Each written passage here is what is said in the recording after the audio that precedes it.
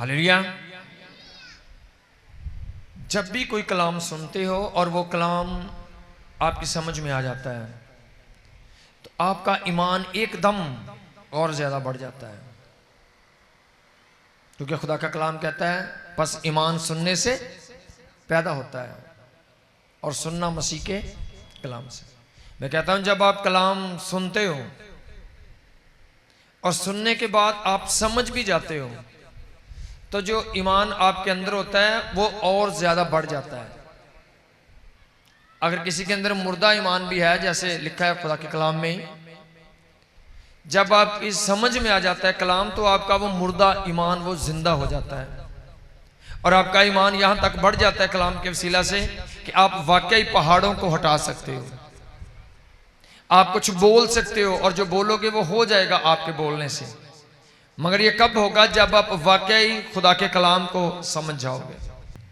कभी कभी जब हम कोई ईद पढ़ने आते हैं, कोई मखसूस त्यौहार पर आते हैं, तो हमारे ज़हन में ये भी होता है कि हमें पहले ही पता है आज क्या हुआ था। हम जानते हैं आज यीशु मसीह मुर्दों में से जी उठे थे, कि यीशु मसीह का इस जहां में आना, मनादी करना और फिर यीशु मसीह का पकड़वाया जाना और सलीब पर चढ़ना और सलीब पर जान देकर कब्र में दफन होना और फिर तीसरे दिन मुर्दों में से जी उठना, ये असल में क्यों था? पहला ग्रंथियों 15 बाब 54-55 तो याद पड़ेगा कि जब यीशु मसीह को दफन किया गया, सलीब पर दिया, जान दे दी, यीशु मसीह की लाश वसूल की और जाकर उन्होंने दफना दिया। लेकिन दफन करने के बाद भी शैतान का डर जो है, खौफ जो है वो खत्म नहीं हुआ। अभी भी वो डर रहा है, अभी वो मजीद कुछ करना चाहता है।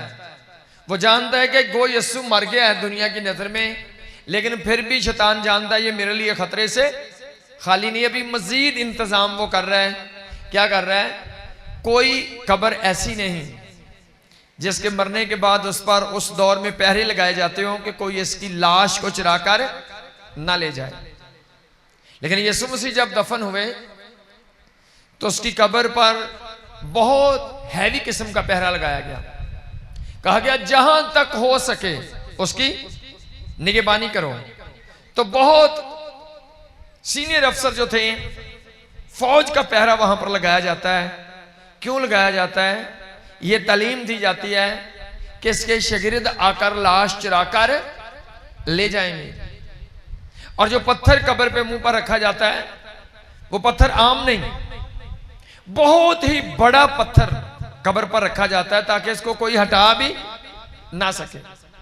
और फिर उस पत्थर पर बेशक वो बहुत वजनी है जिसको चंद आदमी उठा नहीं सकते, फिर भी उस पर मोहर की जाती है कि किसी बंदे को इजाजत नहीं कि इस पत्थर को हाथ लगाए।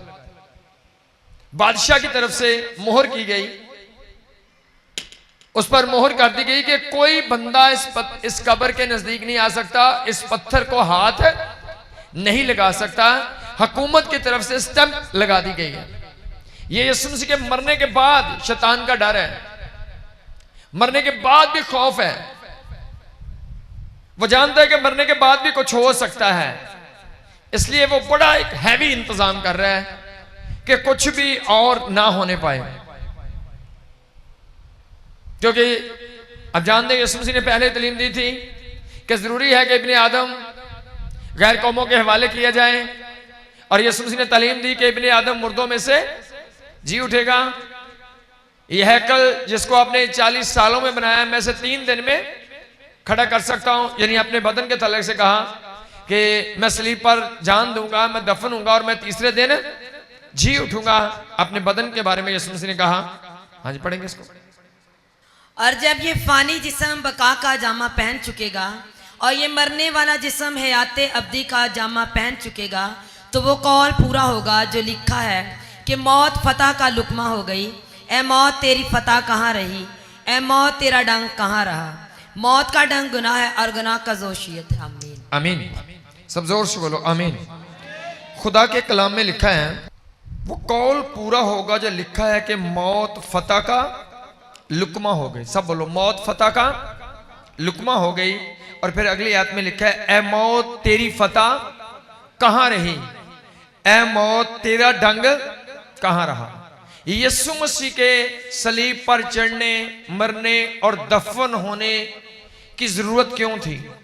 खुदा के कलाम में लिखा है, जब खुदा ने आदम और हवा को बनाया, खुदा ने जो दुनिया की हर एक बरकत थी खुदा ने उनकी जिंदगी के अंदर रखी हुई थी।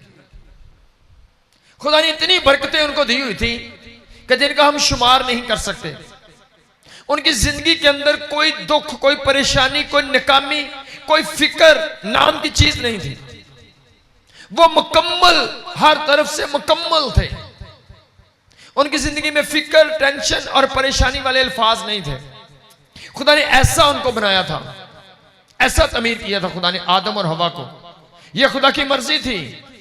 खुदा ने बड़ी मोहब्बत के साथ इंसान को बनाया था, क्योंकि खुदा के कलाम में लिखा है, जब लूसीफर आसमान पर था तो वो खुदा की हमदोसना करता था, लेकिन जब उसने गुनाह किया खुदा ने उसको गिरा दिया। और जब खुदा ने उसको गिराया तो खुदा उसकी सीट पर बैठाने के लिए किसी को तैयार करना चाहता था। और खुदा ने ये मंसूबा बनाया कि मैं एक इंसान बनाऊंगा, गो ये लूसीफर गिरा दिया गया है, मैं इसकी जगह पर इंसान को बनाऊंगा, वो इसकी सीट पर आकर वो मेरी हमदोसना और मेरी परस्तश करेगा। आदम ऐसा था, उसको फरिश्तों की जगह पर बैठाने के लिए बनाया गया था। जब खुदा ने इंसान को बनाया तो खुदा का मंसूबा था कि मैं इसको कहां पर मैंने रखना है? जो सीटें आसमान पर खाली हो गई है शैतान के गिराए जाने की वजह से, उन सीटों पर मैंने आदम और इसके और बच्चों को रखना है। खुदा ने इस तरह का उसको बनाया था। वो फरिश्तों की मानंद था। इस कदर पावर, उम्र की दराजी, इस कदर उसके जिस्म का सिस्टम था, उम्र की दराजी उसके अंदर थी, बहुत बरकतें थी उसके अंदर। मगर क्या होता है, वो गुनाह करता है, वो शैतान की बात को मानता है। और जैसे ही उसने गुनाह किया, जो खुदा की बरकतें उसकी जिंदगी के अंदर थी वो खो बैठा, वो शैतान के इख्तियार में चली गई।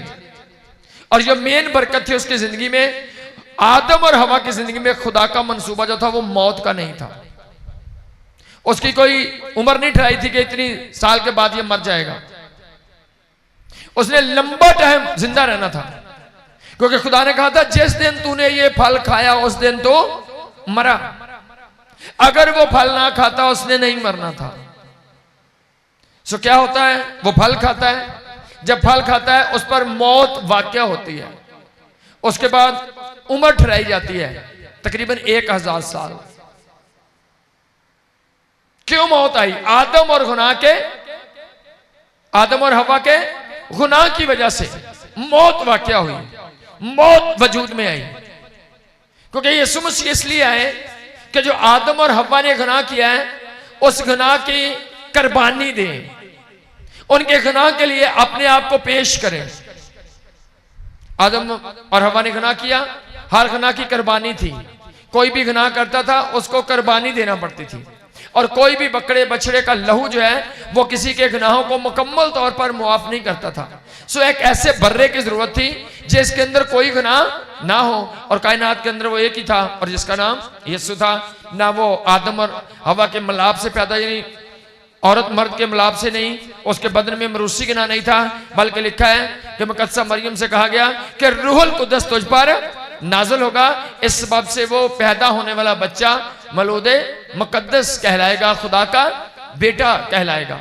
और यीशु मसीह ने दावा किया, कौन है जो मुझ में गुनाह साबित कर सकता है?